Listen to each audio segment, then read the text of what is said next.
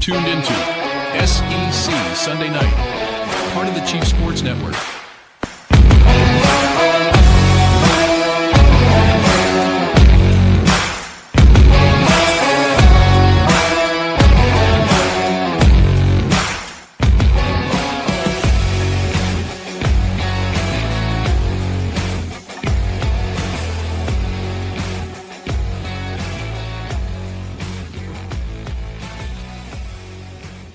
Hit the lights is Sunday night. Welcome to SEC Sunday Night Live on the Chief Sports Network. I am Rob Williams.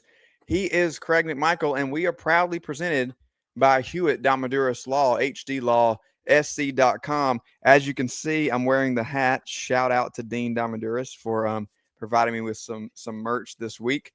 If you need anything, personal injury, dog bite, insurance, you fell up, down, around a flight of stairs because you have trouble walking like Craig, whatever it is that you might need, you call Hewitt Damaduras Law or just visit HDLawSC.com and talk to Brad and Dean. They want you to be a part of their family, just like we appreciate you being a part of ours here at the Chief Sports Network and SEC Sunday Night. Craig, my friend, welcome back. I am not monologuing tonight. Back again. And we're Craig leading is off with back. a song.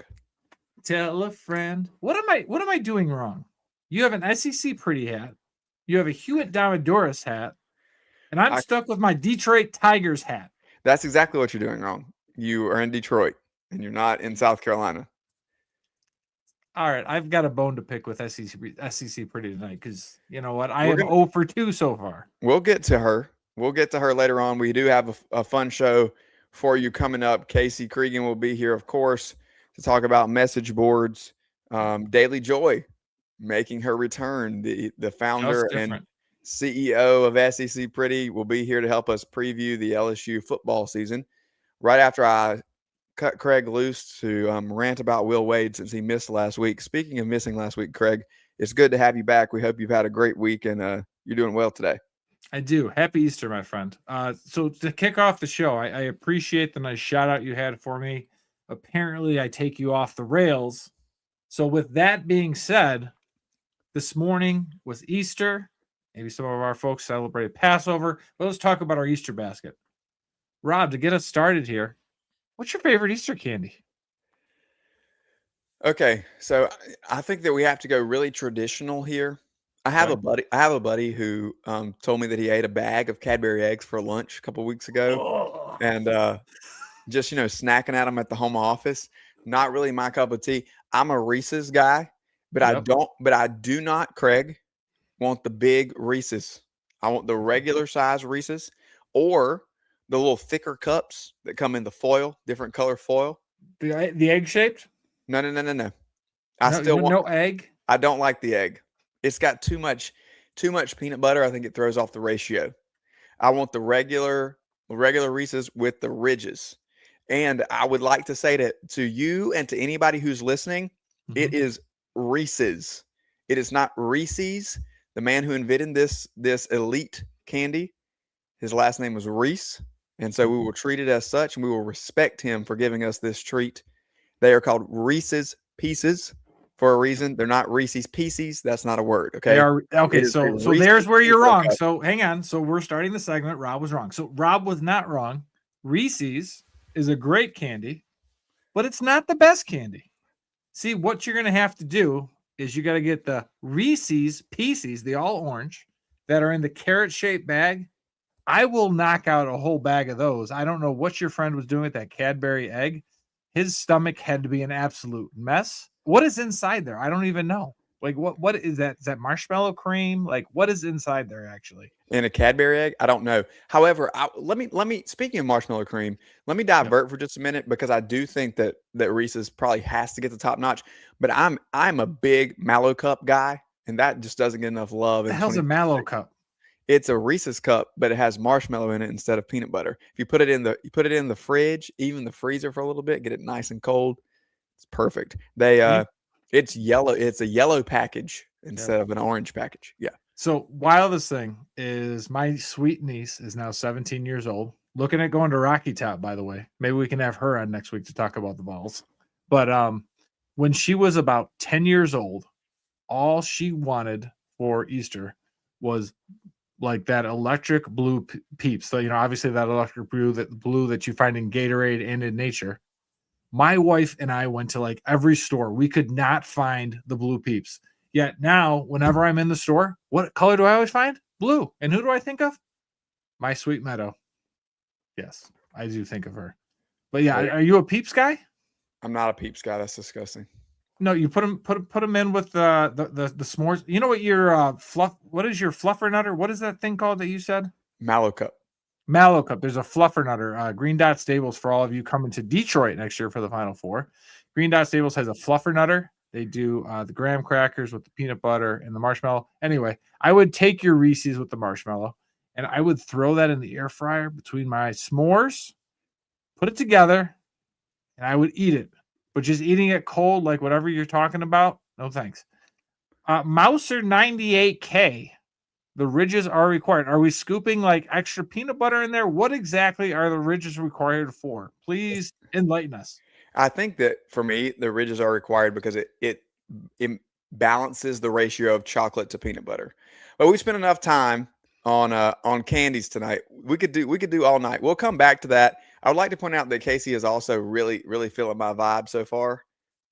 Casey says, bring him in here so I can yell at him, would you? I'm about to bring him in here, but first, let's run through the scores around the league.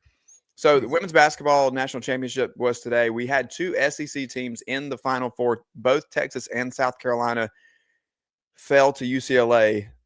2 days ago, Texas goes down to UCLA in the Final Four, and today South Carolina lost the game 79-51. Never really got on track.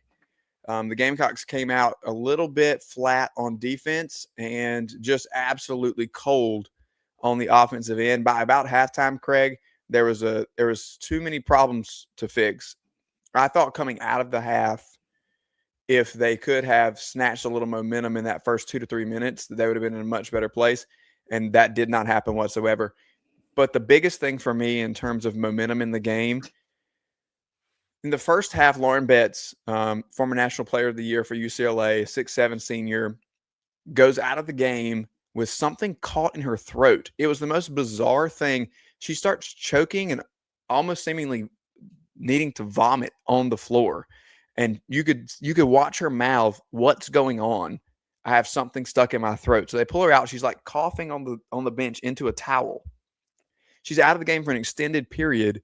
And South Carolina not only didn't close the gap that already existed in terms of the lead UCLA had, which was only 6 points at the time, but UCLA extended that to 8 and then 10 points while Betts was on the bench. When the opposition's best player has to unexpectedly go out of the game for an extended period, you have to take advantage. The Gamecocks weren't able to do that, and it just kind of snowballed, to be honest with you.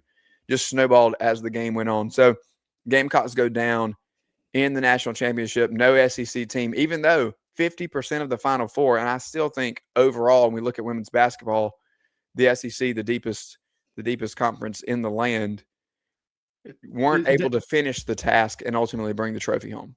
And more importantly for the Boo Birds there on Twitter, yet the Big Ten has yet another feather to put in their cap over the SEC. Got Indiana's throttling of Alabama.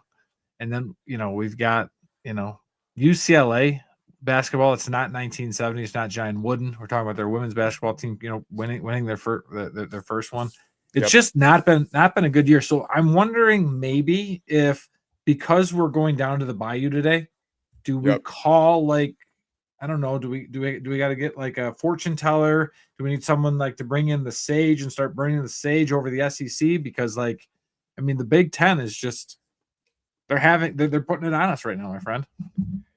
Yeah, it's interesting, I think, Craig, in that discussion, because there's so many different variables and moving parts of how we define success, right? Like some people are going to define it based on the regular season. Some people are going to define it based on how many teams make the postseason, and then let the chips fall where they may, because postseason play in any sport is different than regular season play. It just kind of is. And tournament basketball is definitely that type of deal.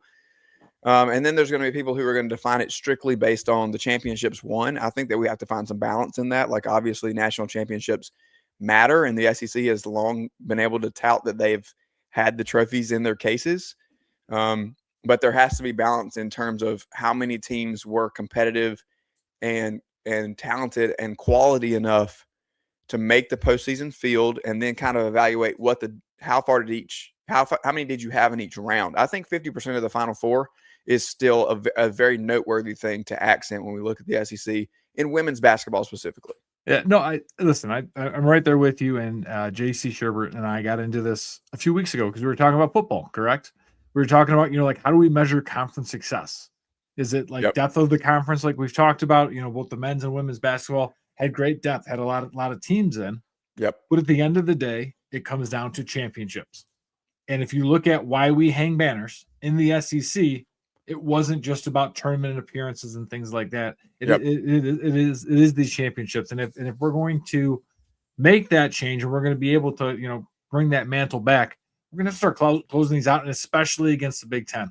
I mean, there's not a world where you or I think it is ever acceptable for an SEC team to lose to UCLA. I mean, that's a defunct Pac-12 member who is also in all sorts of issues and trouble. Yep, I agree. I'm going to bring Casey in as I read off some of these baseball scores in case he wants to add his expertise. It looks like he's reading a book because he's bored with us. He was reading about what the ridges are for Reese's. I hope that we can bring you back into the conversation here, Casey, and we're not boring you too much what we're talking about. Hey guys, how are you? Well, good to see Craig back here taking it right off the rails early. It's absolutely Reese's Pieces. Thank you. If this wasn't a trial for children, I would have something very nice to say to you that rhymes with never mind. My red pen is out. Former English teacher. I can't stand it. It drives me nuts. Okay, let's read some baseball scores. And hang on, can we start with the dogs? The dogs? How'd the dogs do in Starkville? I'm going to end with them. Dogs. I'm going to end with them, actually.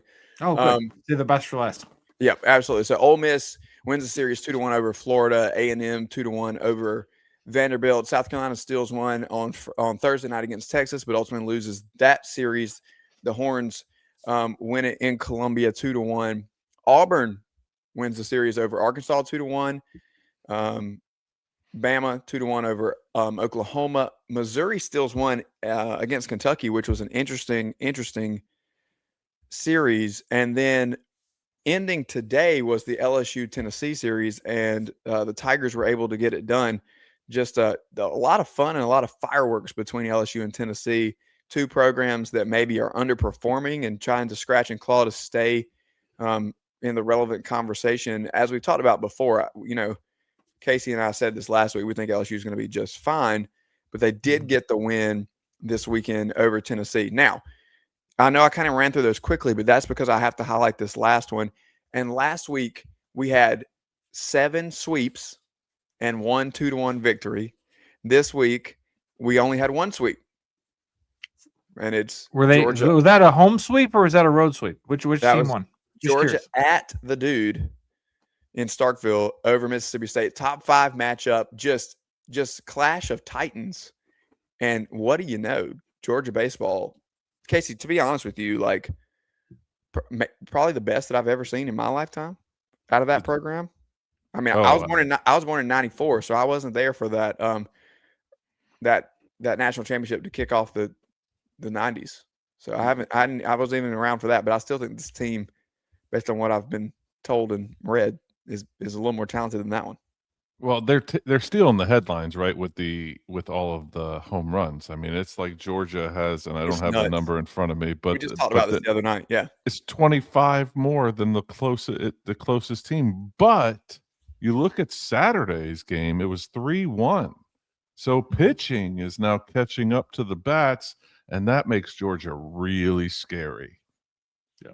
Well, you even look at like Thursday night, they had that big lead, and then they had to kind of hold on at the end, and I know our buddy Ryan was talking. He's like, "Oh, we've got our big dogs going Friday and Saturday," and Georgia comes right back. So I think it's exciting. Let's not look into the bats too much because we don't want to ask too many questions. We're just going to pretend it's like 1999 and having 25 more home runs than everybody else. It's just totally fine. It's no issue at all. Hey, we got a sweep. I think it's fine. I don't think there's any shenanigans going on. Never. All right, we got never in Georgia. We got a couple of guys over there. Go ahead. Their stadium is a bandbox, but you don't really hear much about that. You hear that a lot with Tennessee, but Georgia's field is very hitter friendly as well. They field hitters from the get home. But you got power. I mean, these guys got true power. They absolutely do. You mean, we looked at the numbers last week, Casey, when we got to once again spend time together in one of the greatest cities in the country, observing one of the greatest athletic programs known to man. Wofford is a good program. What happened? Without Craig, we watched a run roll baseball game. It was a lot of fun. Together? Yeah. Without me. So yeah, you get a Hewitt Diamondor's hat, you got a SEC pretty hat, you get to hang out with Casey. There's a common denominator here, and I already told you. Yeah, Craig's getting fired, I think. You're not Craig's getting Wally pipped is what it is. Craig's getting Wally pipped. You're not great hot dogs with some mustard and some relish, and it was good. We did talk about Georgia though, averaging nearly 3 home runs per game. It's just unheard of. And while we're at it, we'll look on the other side. It's softball, where Oklahoma has long since broken the single season record of home runs as a team. You got Carlin Pickens at Tennessee, who's throwing 80 as a softball pitcher, which Jamie Bradford told us on ITG here on the Chief Sports Network last week, doing the math. That equates to 110 from a baseball pitcher. Just so we are aware of what that velocity is like. That's insane stuff. Yep. Alabama took 2 or 3 from Texas as well. That was a big one.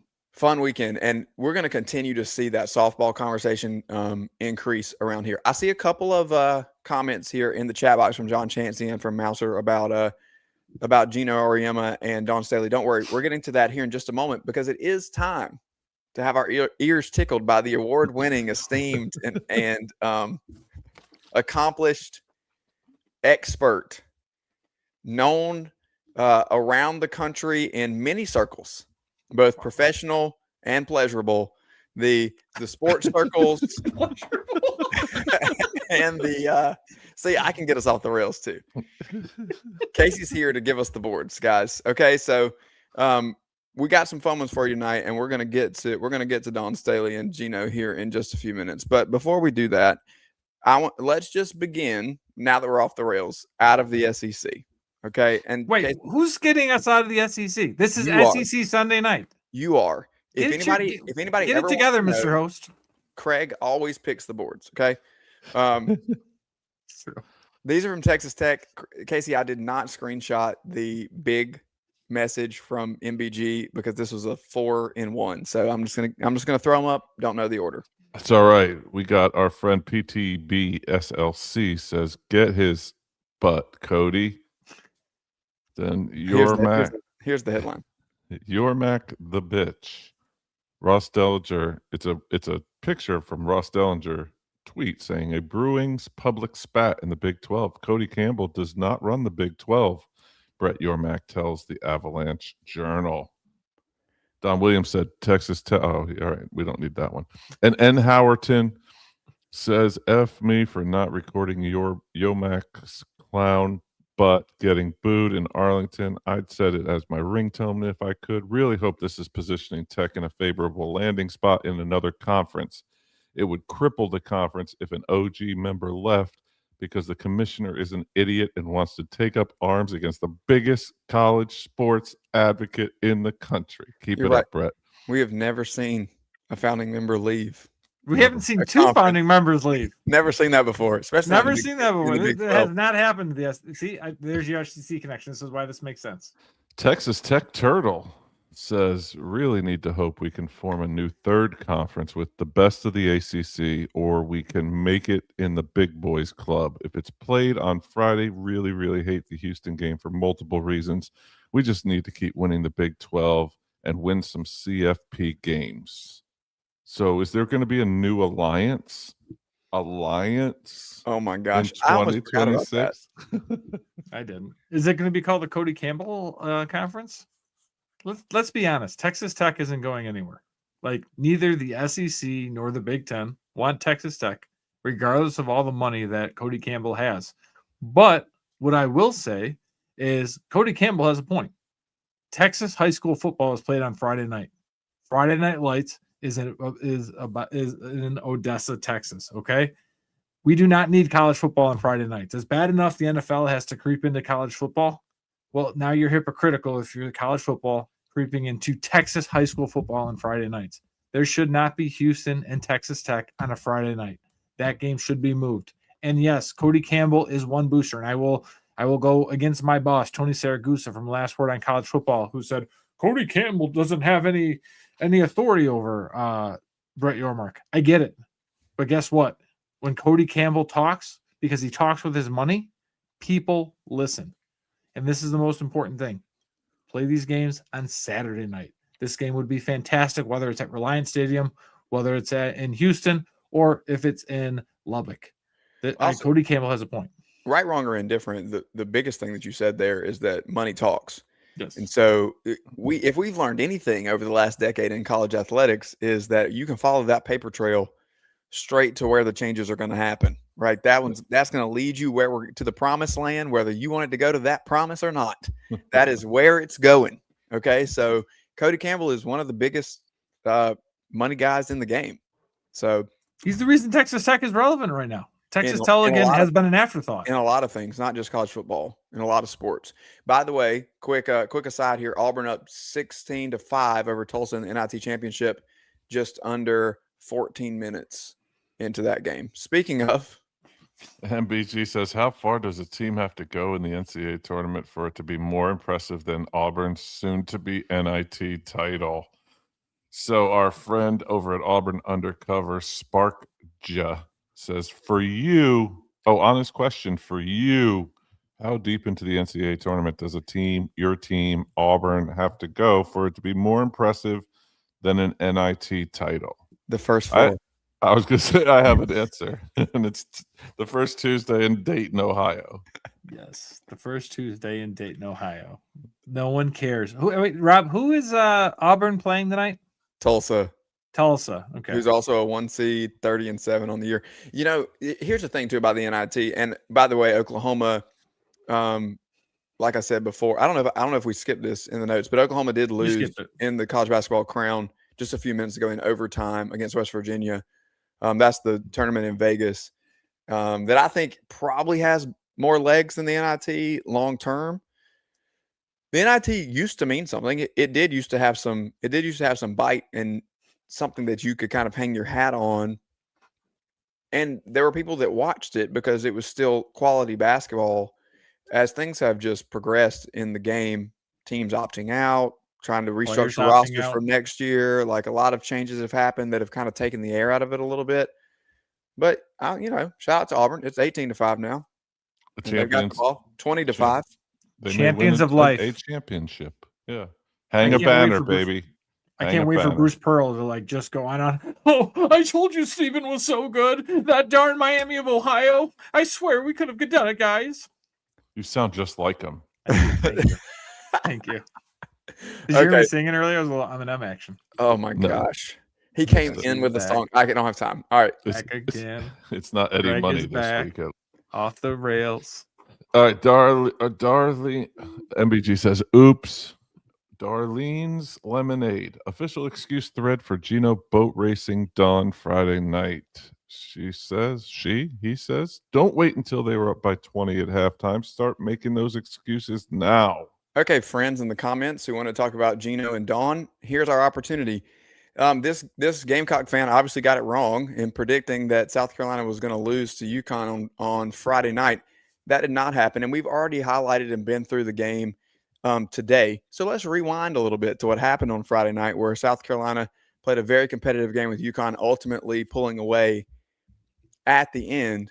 That is not what stuck out to anybody about the game. Gino Auriemma stole the spotlight from the entire game because of two, not just one, but two incidents where when he talked to Holly Rowe in the middle of the game, the things that came out of his mouth were attention grabbers for sure, because I don't know that I've ever heard anybody talk like that in the in-game interview, first of all.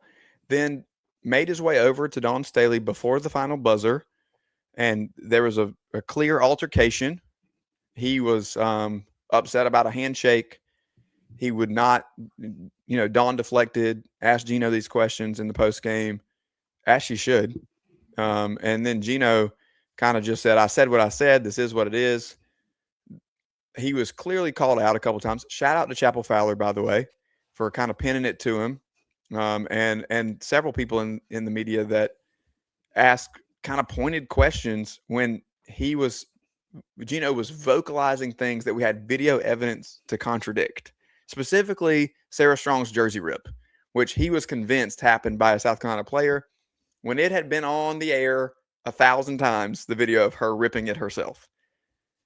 Just kind of made himself look like a fool. And when it was pointed out that she ripped it herself and there was video evidence, he just shifted the narrative and tried to drill home on his point that he didn't like the way the fouls were being called in the basketball game. It was called very physical, but so was the follow-up between UCLA and Texas. They, quote unquote, let them play, right? We hear that phrase all the time. That was just going to be what it was. Then we get this PR apology from Gino, which I'll continue to say left out Dawn Staley's name.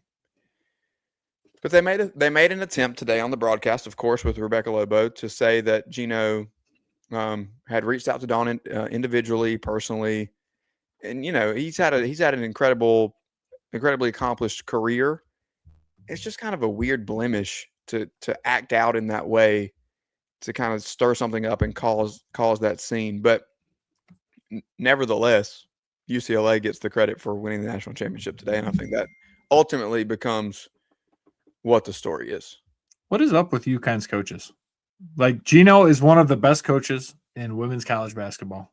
This weekend's antics aside, ever. Yeah, like ever. Done a great job. Has been a great ambassador to the game. Has stuck in the women's game. Has opportunities to go to the men's game time and again, and has done that. And then Dan Hurley is also a controversial figure, but like back to back puts you in rare territory in that game too, though. 100%. But like, where is this energy for UConn football? Like, can we bring that? Can we bring this together? Is this what we're missing for UConn being in the ACC? Do they need a guy who's a little bit of a jerk? Let's because at the end of the day, a little bit might be an understatement for both of them, but 100% is what it is. My nephew is a freshman at the University of Michigan. I can't tell you the number of UConn cheers and everything that I had yesterday, but we both agreed on one thing: whether you have Dan or you have Gino, if they are your coaches, absolutely, you absolutely love these guys. Absolutely. And if you're going against them, you can't stand it and you can't get it. But like I love the edge. I know another school that has some coaches like that we're going to talk about tonight. Okay. Yeah, I think they have like 2 or 3. I think. What could go wrong? It's going to be just fine. The lion, the bitch, and the wardrobe. Speaking of, I got one more board for you. All right, our friend MBG says Lane Kiffin is just the Louisiana governor's puppet. Alpine XX says he is nothing but a puppet for Governor Landry. Landry has his hand up the narcissist's ASS, and he willingly dances. I like the way the way that they spaced it to literally say ASS. I like that you don't want those mods. I like the way that you read it the way that it was typed, because that's definitely how it was typed out. I mean, it's like a chef, with their meal. You don't want to, you can't mess it up. This is like a poet laureate. Right here. This is why you tickle our ears. Yeah, it is fantastic. I mean, we'll ask Joy about it. Are the Rebs still mad? Is Ole Miss still mad? Yeah. They seem a little angry. You think? So here's what I'm thinking. We need to get someone to send us to Oxford next year. How many times? So that we can be so that we can be there on location. Like week 3. On location, just to make sure we can and we can just simply ask the question. Are you mad, bro? That doesn't typically work out, especially in somebody's house. I feel like if we're going to Oxford, we probably need to listen.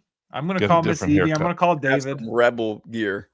I will rock Rebel gear all day long. I'm all good with that. I can do that. We'll see. We'll see how this comes. We're off the rails enough already that I can only imagine what this is going to turn into. Hey, when we bring Joy Casey, in. real quick. And you're We bringing are my 30 friend minutes Joy into on? the show, and Rob has I'm going to been. bring her in a minute. Yeah. Hang on. We are 30 minutes in the show, and Craig has totally derailed us from the show. It didn't take much, Mr. McMicah. It was like 30 seconds. And he asked the me a ridges. candy It was the question. ridges and the Reese's that got us. The Mallow Cups. The Mallow Cups are Hey. next. They're Mallow Cups are underrated. trash. I completely Underrated. agree. I love Mallow Cups. Oh, you just agreed that I just said the last thing I said was Mallow Cups He are was trash. And then listening you said I completely agree. I'm talking to Casey. Remember you got Wally pipped. We already talked about it. Okay. Wally pipped. It is it's 8:30 here on SEC Sunday night, and it's time for a quick timeout. Casey, thank you for being here as always. Thank you, boys. Have a great help show. us make sense of what's happening on the diamond and to read the boards for us. We're tickling our ears.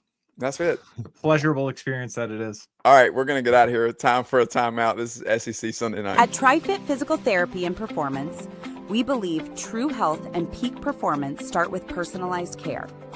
Whether you're an athlete, recovering from injury, or just chasing your next personal best, we're here to guide your journey. With expert coaching, hands-on therapy, and transparent cash-based pricing, you get the care you need without the insurance red tape. One client drove 100 miles just to see us and said it was worth every mile. Contact us at trifitperformance.com or 803-353-5619. TriFit Physical Therapy and Performance, where recovery meets results. When playing sports, you want a coach that will fight for you. At Hewitt Diamaduros Law Firm, we've got your back. Whether it's personal injury, insurance disputes, negligence, or wrongful death, our team delivers exceptional legal services that makes meaningful difference in the lives of the individuals and families we work for. Visit hdlawse.com. hdlawse.com. Hewitt Diamaduros, we're on your team.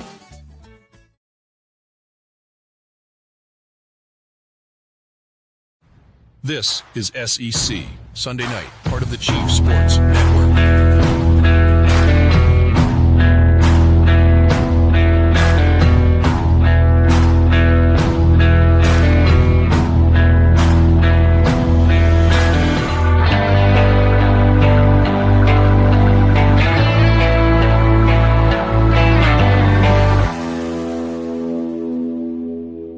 Welcome back to SEC Sunday Night Live on the Chief Sports Network. I'm Rob Williams. He's Craig McMichael, and we are proudly presented by Hewitt Diamaduros Law. And making a triumphant return is Dailey Joy here to help us make sense of what's happening on the bayou. I can't hear either of you. Well, we can hear you just fine. So you're going to have to learn how to read lips. I'm kicking you out, and then you come back. I can hear you. Oh, okay. Yay! There we go. Okay, let me try that again. Making her triumphant return, Dailey Joy is here to help us make sense of what's happening on the bayou. Joy, first of all, it's been a long time. You're not on location for us on the SEC Pretty Tour right now. We are in the off season in terms of football, but obviously we know other things are happening, especially in Baton Rouge. And so, first and foremost, as a friend of the show, how are you? What's going on? I'm wonderful. If you would have asked me that about 4 hours ago, I would have had a different answer. But shout out to LSU baseball for scoring 10 runs in the bottom of the 10th, I believe, to beat Tennessee, to take another SEC series. So I'm doing much better than I was just a little bit earlier today. But other than that, I'm great. I'm happy. I'm healthy. I'm thriving. Well, you had LSU baseball was able to do that without the help of their coach. I think he's been Right. taking lessons from you on how to talk to people. He's been reading your should, Twitter. because that strike was in the dirt. It was so clearly a ball, and good for him for getting mad. I mean, look, here's the deal. Your team's down. Like, they haven't been performing well. They didn't perform well yesterday or today. If that's what it took to prove to those players that someone believed in them, and it took Jay getting tossed for them to realize, like, oh crap, like, there's someone that really still thinks that we're capable of winning this game, so much so that he's willing to get thrown out in the bottom of the 8th. That's what the part of it. Like, we hadn't gone into extras yet. This game was, it looked like about to be over. And so for Jay to go to those lengths to go to bat for his players, I think says a lot about how much he believes in that team and that program. And I love it. I love a good toss. Do you think most of those are premeditated? I kind of feel like it's like you can't go to the well every time, but I feel like if you are going to get tossed, like it's almost like, all right, I'm gonna go. We're gonna give this out a of try. the dugout. You know what's I'm happening. sure that there are games where like all game long, there's been bad calls and they were just waiting. If I'm being honest with you, up until then, that umpire had been pretty decent. Yeah. We didn't have a lot of bad calls. I also am not. I think officiating across the board in collegiate athletics is atrocious. So I have a really hard time ever being like, I don't like to blame referees for games. It's one reason I didn't like, I know y'all were talking about it, Gino at halftime. Like, it's not the referee's fault that y'all are down. And it was not the referee's fault tonight that we were down.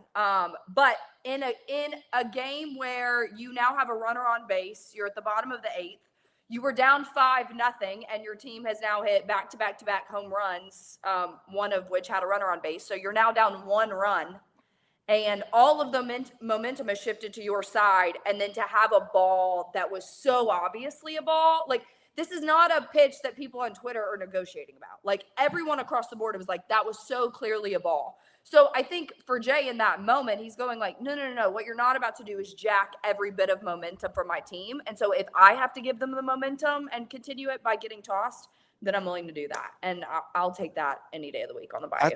I think you're right. You know, the officiating, first and foremost, we advocated multiple times. I've advocated that I think they need to be held accountable a little more. But along with that, I think that given the amount of money that's in the SEC, we need to just make these guys full-time. Us not having across the board, is they need to be full-time. I don't need you selling insurance Monday through Friday and then coming and walking onto the football field on Saturday to officiate this game when we have enough money to pay you a full-time salary. What are they making, you think? Like, I can get you a number. Yeah, I mean, and also I think that them being full-time would handle the accountability portion in and of itself. The problem is right now they're part-time guys, and okay, you are going to reprimand them, and then what? Like, they still have full-time jobs. This being their full-time job would give you a level of accountability to hold them to. I think the problem is, like, you're trying to hold guys to a standard, and the standard isn't there for them to meet.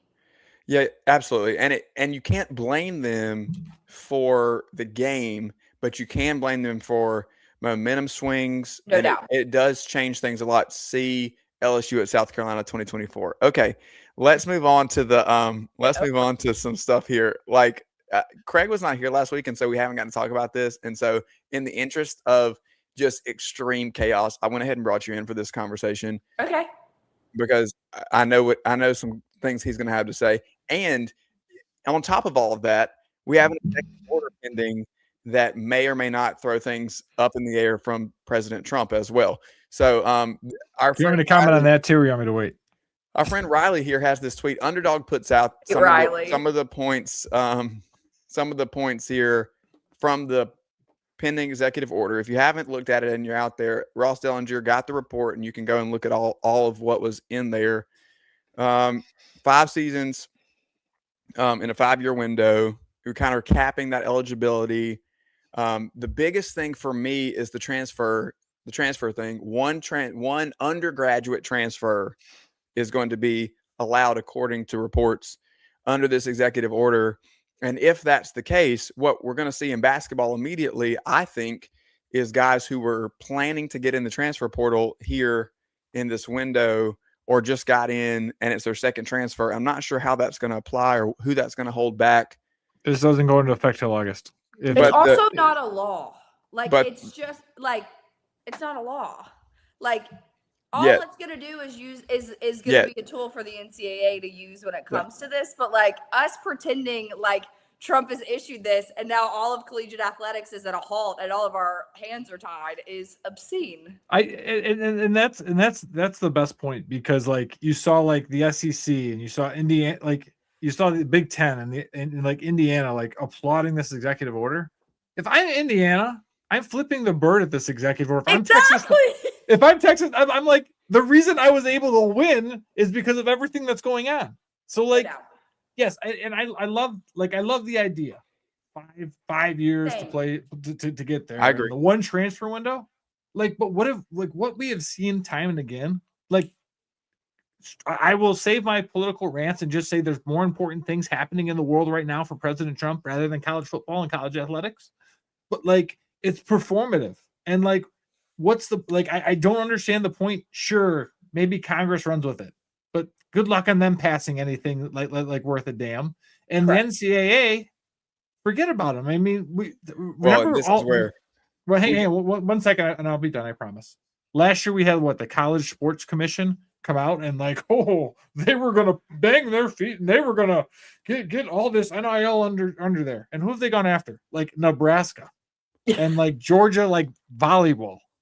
Just stop. I'm sorry.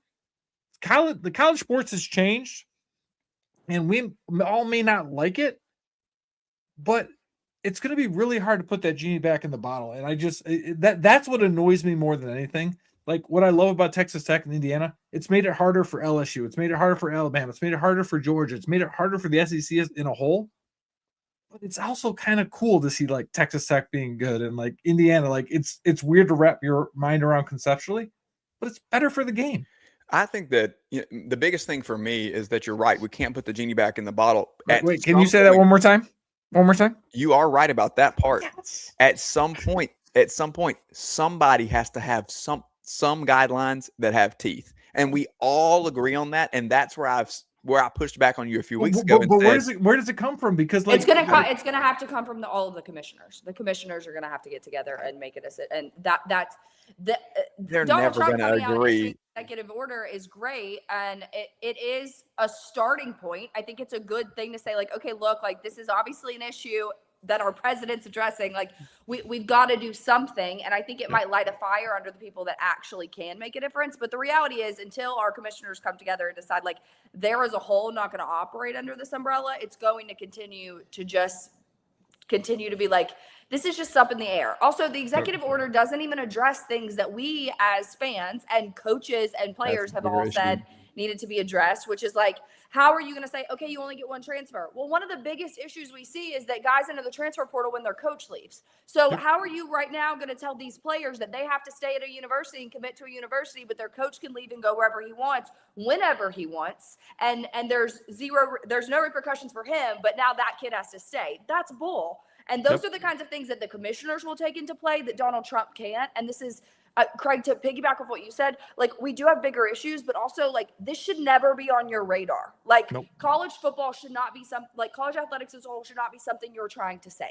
I would like for my gas to be cheaper. I don't give a damn if you are inserting your big ass ego in college football or not. Let the commissioners, let the people that work hand in hand with these coaches and these athletes every single day, let them make the calls, because they actually know what is and isn't good for the sport. And I think that is the bigger question, right? I think we can all agree that Greg Sankey used to be the OG. He used to be a gangster. And you have to really wonder in the last 2 years, see Alabama trying to G League themselves into a national championship. Shout out to Nate Oates for complaining. I should have had the G Leaguer and I could have maybe won something. Shut up, Nate. Anyway, but I that's what I wonder is does even Greg Sankey or these conference commissioners, even if they put a law or they put some sort of rule in there, are the schools really going to follow it?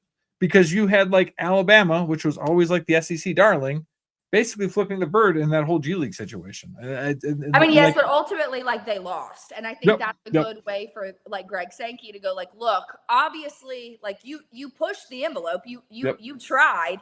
But if legally that was going to be no, then that's going to go into play when we make these ramifications, or we make these rules, or we make, the list of things that you can or cannot do, those kinds of things. As much as we hate it, and as much as we're talking about the chaos, and as frustrating as it is to every day, it feels get online and see Pete Nakos tweeting about a player that's in court right now, fighting for him. I almost think this is what had to happen. It had to get to this level for the commissioners to go, we're losing control because we haven't set any ramifications. And we know the NCAA isn't going to do it. So we're going to have to step in and set some rules and some legalities. And I think working together, obviously Greg Sankey working with the Big Ten, working with the Big 12, as we continue to watch how this is all unfolding, they're only going to have a choice but to put some things into play. And you almost wonder, like, does that structure look like where it's, I mean, you take almost like this rather than everybody coming together to work together, it's like, okay, the SEC is going to get their rules for things, and then the Big Ten is going to have their rules. It's not going to be quite the same, but it's like everyone's going to have to get their own house in order. And I think what they're going to try to do is try to like, okay, how do we prevent, we can't really control what the Big Ten's doing. We can't control like what the Big 12's doing, but maybe we control like what the SEC's doing. Because I think one of the things that I'm really kind of looking forward to after spring ball is what happens when a kid unenrolls from Tulane and then wants to jump and go play at LSU. Like how is that? What is that going to look like? How is that going to work? It's going to look the same because that EA is not going to do anything. Like it's going to look the same. Yeah. I think in terms of the conferences working together, I think the good news for people like the three of us that cheer for schools that are in the SEC, like you do still have the upper hand regardless of what anyone thinks about, like you want to talk natties, okay, whatever, but like you do still have the upper hand in collegiate athletics. And Greg Sankey has a good relationship with the Big Ten, and the two of us together, without the two of us, like there is nothing in terms of your major sports. So I think as long as those two commissioners get on the same page, the rest of the conferences are going to have a choice but to follow suit. Joy's here dropping knowledge on us already tonight. And I haven't asked her an LSU question yet, but I was unaware that Craig cheered for a team in the SEC. I thought he was a Big Ten guy. I cheer according to Joy, I cheer for like 4 or 5 of them. So I mean, it just depends on the week. Georgia above his head. I mean, I don't know. That's because he covers them. All right, let's talk about LSU because we both have some questions, and I think we need to get into it. Joy, there's 3 major questions that we really want to address with every single program, and that's staff, roster, wins needed for success. Okay, those are kind of our 3 metrics of how we're gauging what's going on right now, and so we'll kind of work our way through that with you. But I think we have some nuanced points because you're a friend of ours, and we feel like we can dig in a little bit deeper than usual. But let's start with the broad strokes. Obviously, brand new staff. Yeah. Really? Who'd they get? And that's something that that has been frequent in our SEC previews. I almost feel like, Craig, we've had more schools where we've looked at total staff turnover than where there was minor changes. I think Mississippi State maybe had the least changes of all the teams that we've talked about. Yeah. And our next team is defensive coordinator. Yeah. Which one? Texas and A&M both didn't have a lot of turnover. We haven't gotten to them yet. Oh, okay.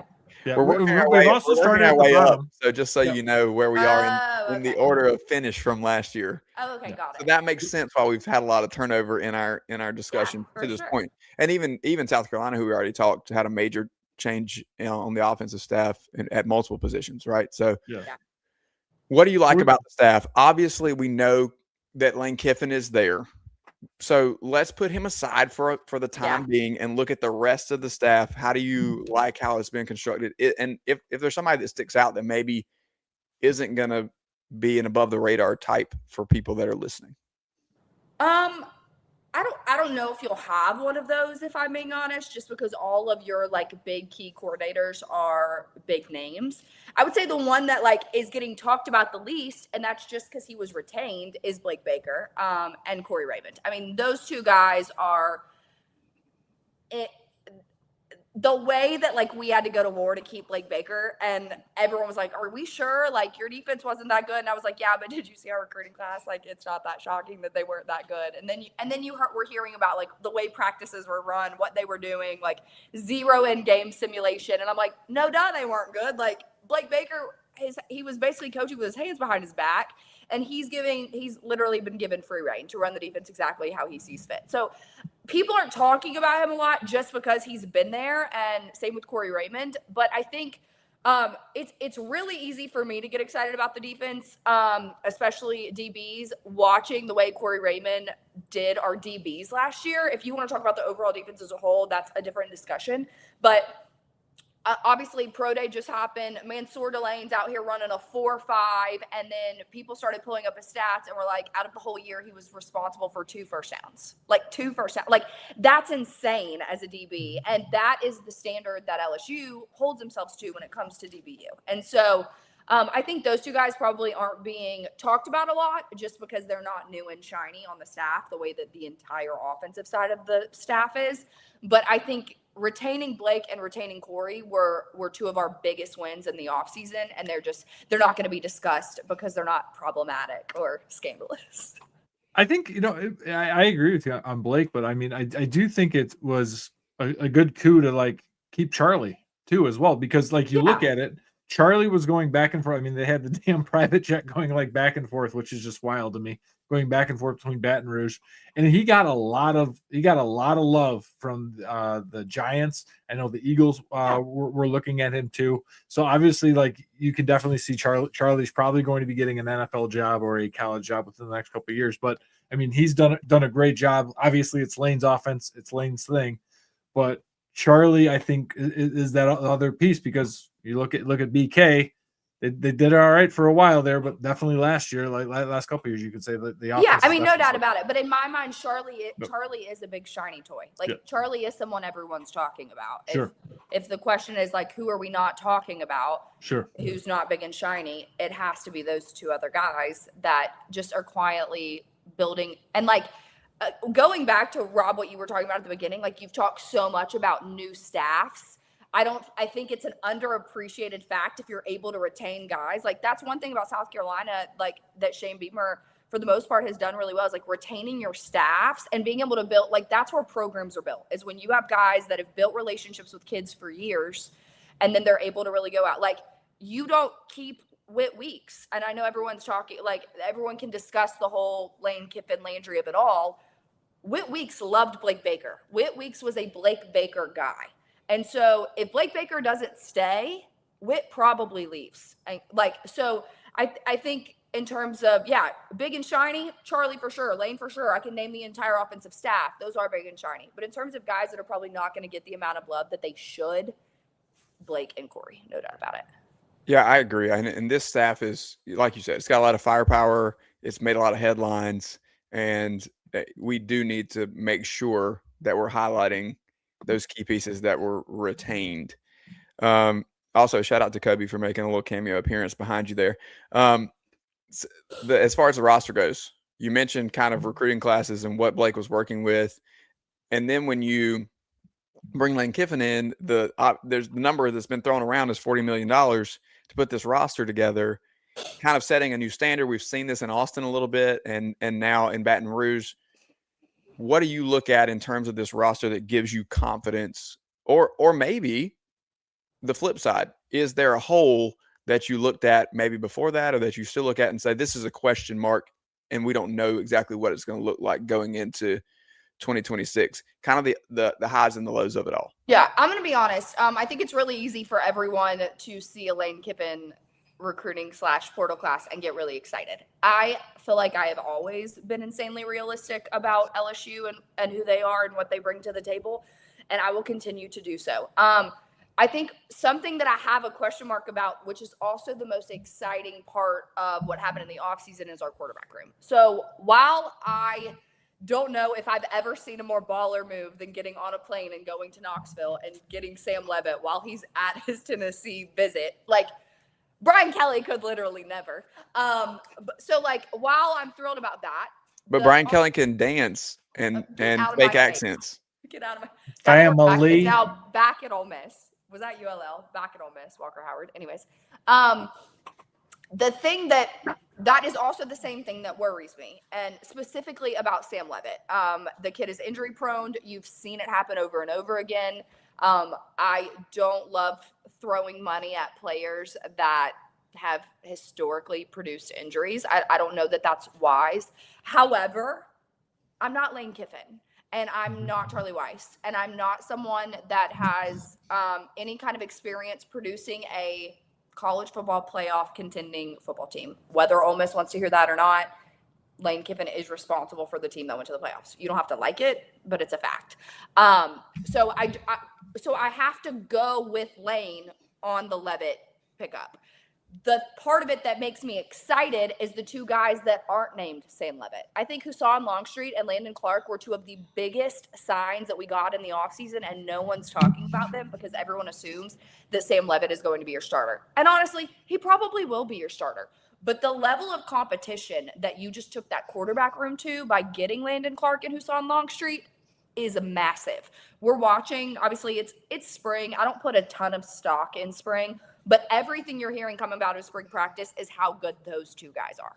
And of course, they're taking first string reps right now while Sam is healing and getting back to full strength.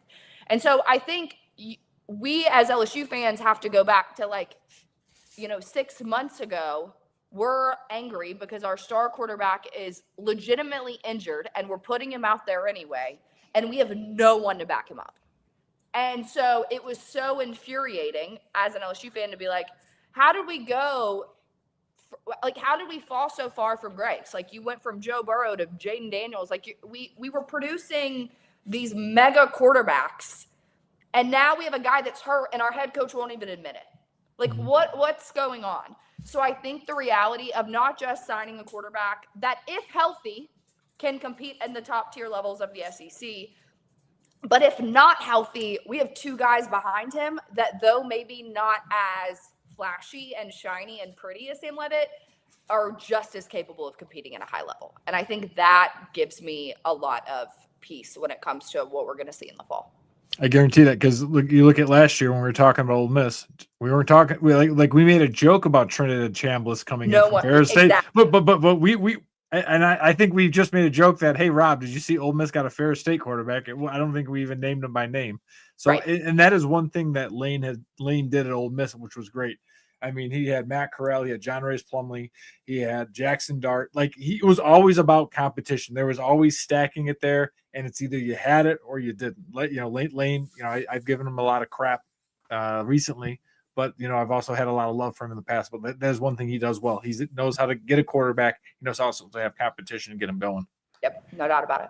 The quarterback position is going to be what everybody wants to talk about for sure, and we've seen Joy an array of quarterback rankings in terms of where we're putting Sam Levitt.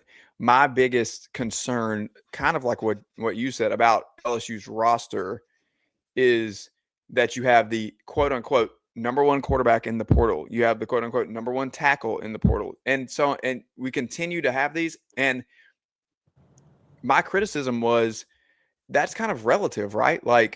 No shade to Sam Levitt, but it wasn't a strong quarterback class in the transfer portal this year. Agreed. So it's not that hard to be the number one quarterback. So we can float that out there, and people want to put graphics out and get engagement on social media. And, they got the number one at this position and this position and this position. But the portal rankings are so relative year in and year out. And I still don't think we've really figured those out. As much as it gets better year after year, sometimes you have a fifth-year guy that has really produced. Sometimes you have a freshman that hasn't played. Sometimes you have, and everything in between. And so we just don't really know how to rank and rate those guys really well to give us an accurate depiction of what's going to happen. And my thing is, it overinflates the expectation of what we're going to have out of LSU this year. Right. And I said, pump the brakes. Craig, ball on tee. Go ahead. We're pumping the brakes on expectations. We spent $40 million on a roster. We fleeced poor little Ole Miss from their coach for the playoff, and we're pumping the brakes on expectations? Oh my God, come on, it's Nat. You were the guy who was LSU is going to win the SEC championship. Nuss was going to win the Heisman last year, and now all of a sudden we're pumping the brakes? No, we're not allowed to pump the brakes this year. Though Lane did say we needed patience.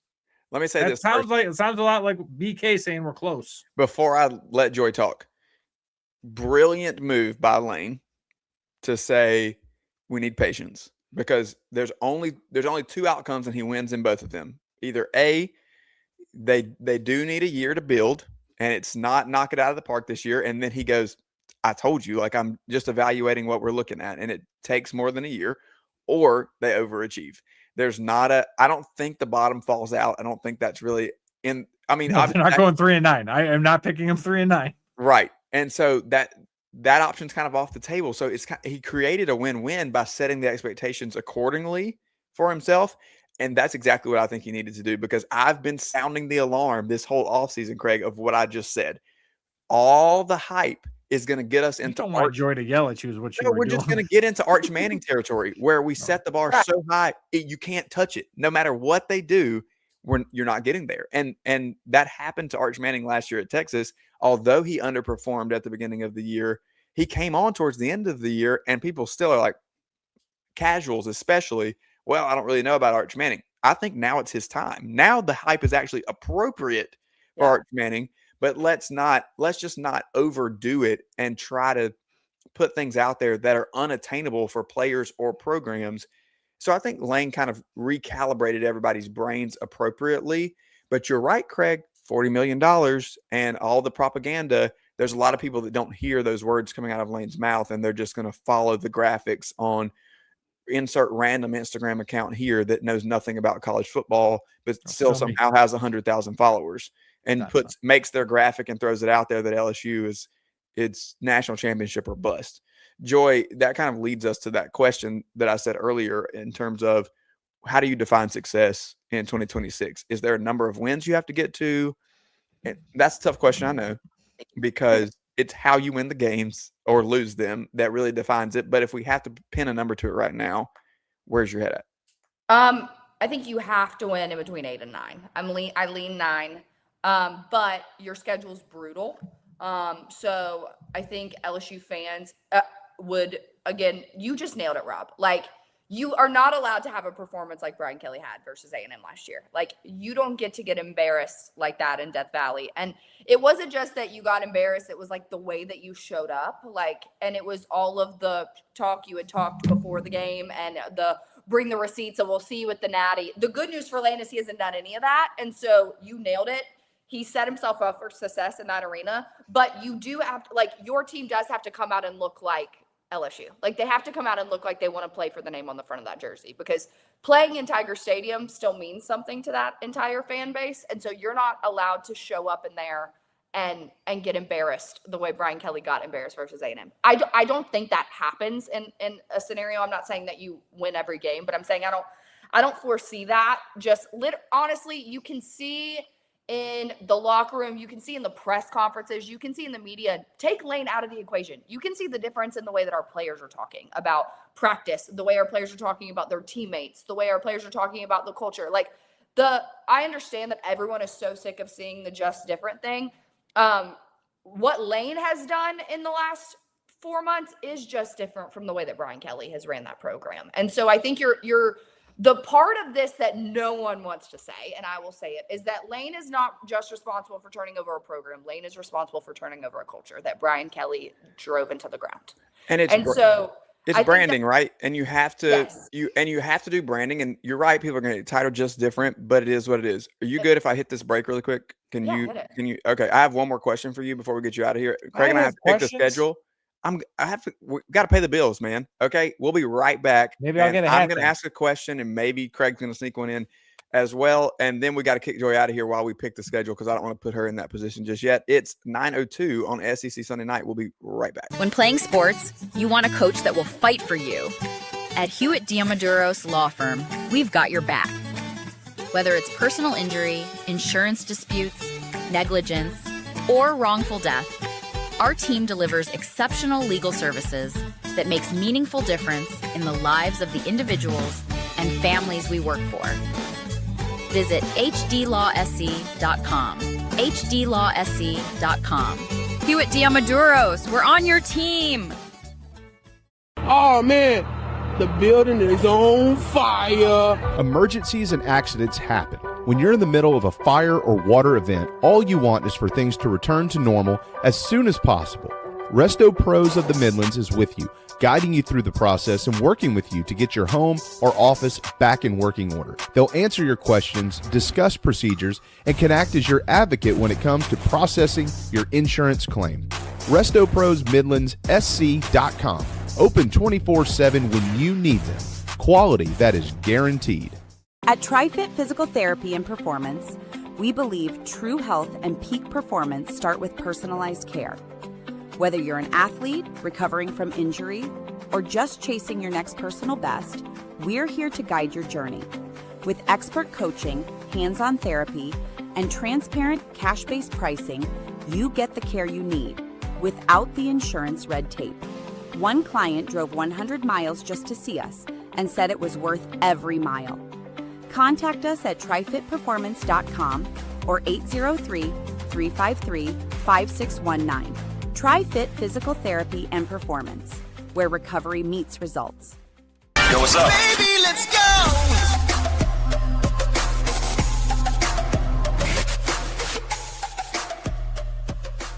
This is SEC Sunday night on the Chiefs Sports Network.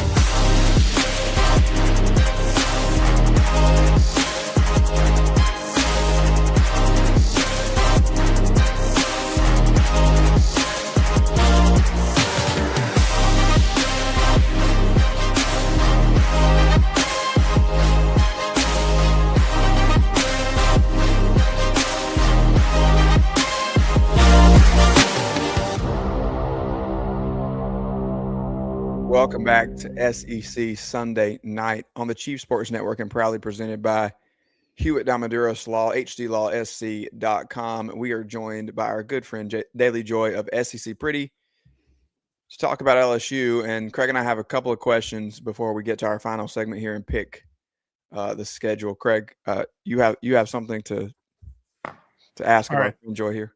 Looking at expectations, I'll go a 2-year period. Will Lane in his first 2 years have more wins and SEC championship appearances than Brian Kelly did in his first 2 years? Kelly was 20-7 with one SEC championship appearance. How is this fair when Lane has to inherit a harder SEC schedule than Brian Kelly? Make that.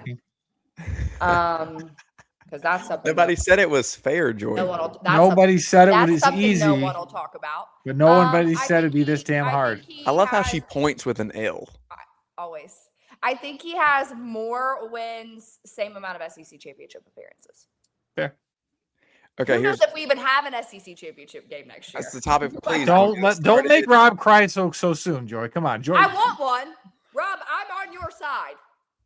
I'm on your side. I want an SEC championship game. I just don't know if we're going to have one. I'm glad to know you are, because Craig's not. But we don't have time for that discussion tonight. Well, he's not an SEC fan, so it doesn't matter. We'll save that for another night. Okay. I just cover it.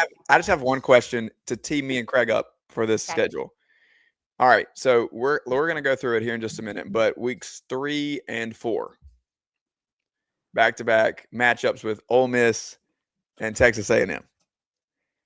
Are you going to ask? If I tell you that you're going to split those games, which one would you rather win? This is hell. See, look, it's not always me asking the bad questions. I'd rather die. Got to pick one. I'm putting the screws down here tonight. I gotta close out with a tough one. You know what? I see the sweatshirt. Hey, I saved my best pitch for the bottom of the ninth here. I'm closing it out. Okay, I think for personal reasons, I have to pick A&M. I want to win A&M. Okay. All right. Because Ole Miss fans, they're gonna cry about Lane until the end of time. I'm gonna stamp it.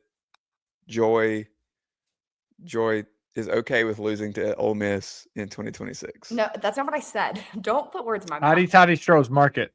Yeah, somebody get on the line. Okay, listen, Joy, thanks for being here as always. We had a great time, and I kept you way longer than I should have. So I appreciate you giving us all of your time tonight. And the fans are excited to have you back. Wow, happy to be here always. There you have it. Joy. Dailey Joy. Happy Easter. Pretty. Make sure that you go get your hats, your merch, your whatever from SEC Pretty. Make sure you're following them too. Social Game is really active right now for them. All right, Craig. Let's do it. Let's make our way through. Starting off hot, just like last year, LSU has Clemson. Now, I think last year we were really split on this, and that's because the entire country was high on Clemson.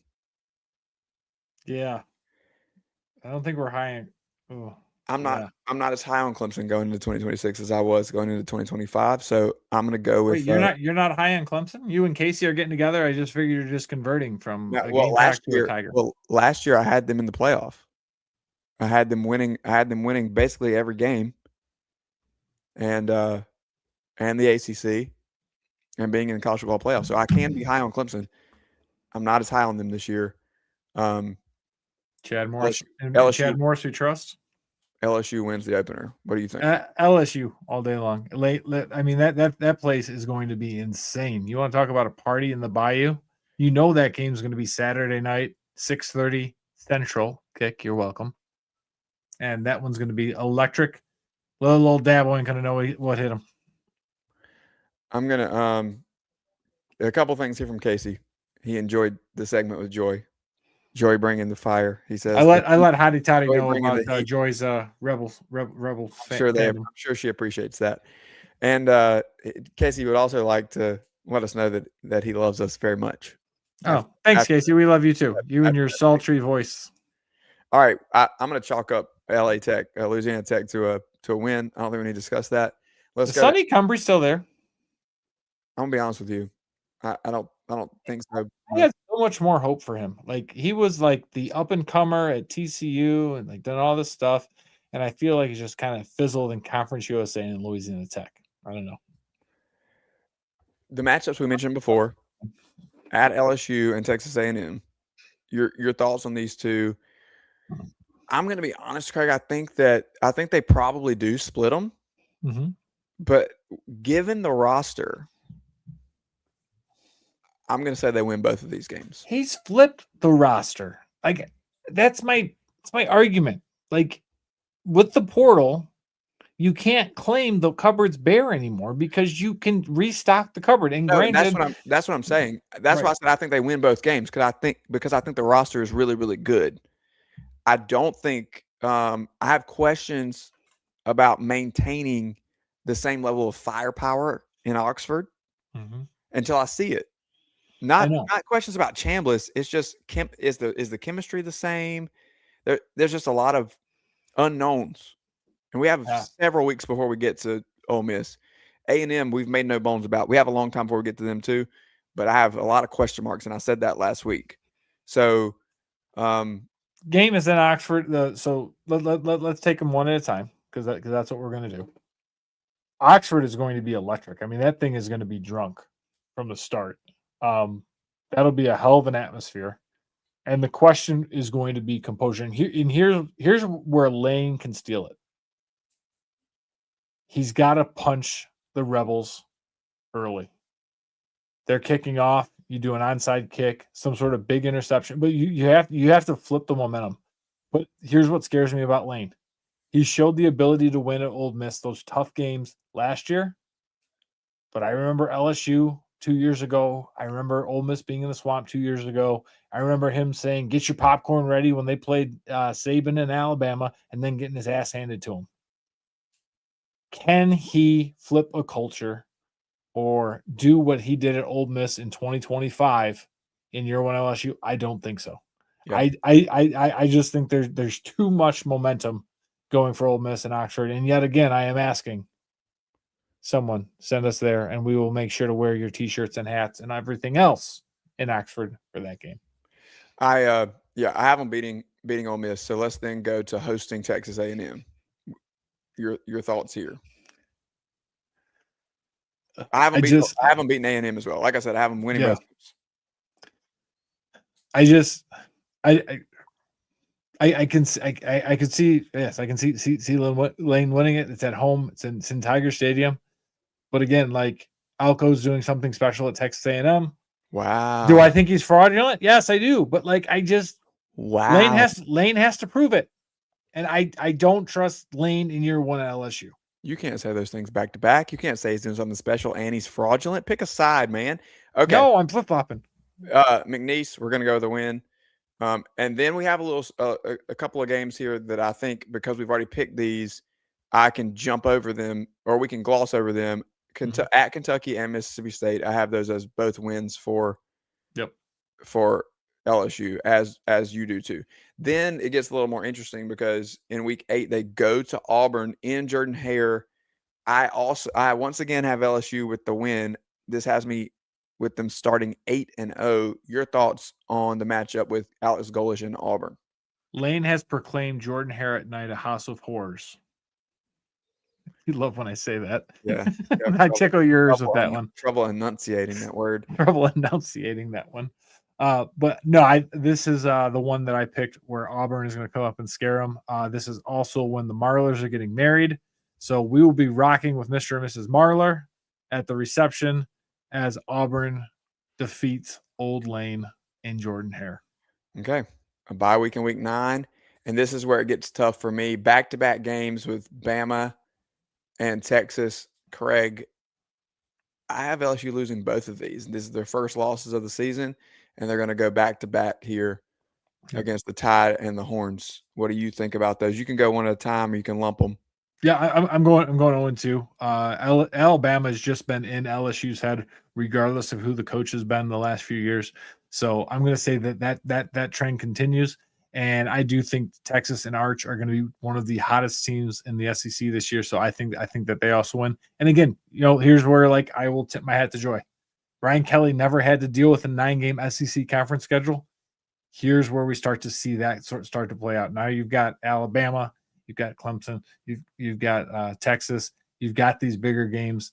It's going to be problematic for the league to bring in 5 teams for the college football playoff if we continue the current format. Yeah, and she's right. Like Ole Miss, A&M, Alabama, Texas is a tough 4-game stretch. Yes, I think they're lucky that we think Clemson's going to be down because you had that pre-scheduled, and if Clemson was up and was the Clemson that we've known a few years ago, this schedule would be even more brutal. You also have opportunities for schools like potentially Tennessee or somebody like that to kind of have their stuff together. We heard Marlar say 2 weeks ago that he thinks Tennessee is going to be really, really good. And so there's some people who are high on the balls, and we'll get there right now, actually, because in week 12, LSU goes to Knoxville. I have them winning that game and then closing out the season with a win over Arkansas as well. What do you think? Yeah, I've got 2 wins there. I don't think Lane loses in Knoxville. He just enjoys that. He enjoys that too much. So okay, so you have them picking up a few more losses than I do. My schedule has them at 10-2, which would be good enough for a college football playoff appearance, and we'd finally then see Lane Kiffin there as a head coach. Unless Alabama opens up. Yeah, we'll get to that when we get to it. This has been SEC Sunday Night. Give us your thoughts on the LSU schedule and where you think they may trip up this year. And what's your final record prediction? Yep. We're live here every week on the Chief Sports Network and proudly presented by Hewitt Domaduros Law. I want to say thanks again to Casey Cregan and MBG for giving us boards and reading them out. Shout out to Freezing Cold Takes for getting us these picks queued up every week. I'll send you the footage so we can get it tweeted out whenever we're wrong in the fall. And of course, a shout out to SEC Pretty's own Dailey Joy for being here with us. I'm Rob Williams. He's Craig McMichael, and we'll see you next time.